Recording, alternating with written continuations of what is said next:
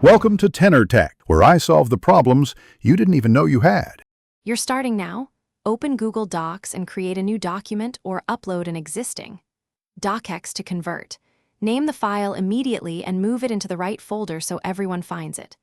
Once done, click Share, add collaborators with editor access, and set link restrictions to control editing.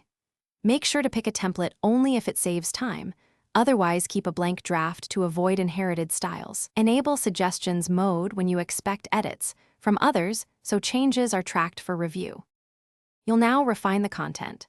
Apply heading styles to sections so the document stays consistent and so you can insert an automatic table of contents later. Use Ctrl+Z to undo mistakes and switch to suggesting mode when you want edits tracked instead of applied. This preserves the original text. Add comments with it mentions to assign action items and deadlines. This keeps accountability clear. Use the Explore tool to pull in research or images, and make sure inserted graphics are set to wrap or inline for predictable layout. You finish by resolving comments and accepting or rejecting suggestions so the document is clean.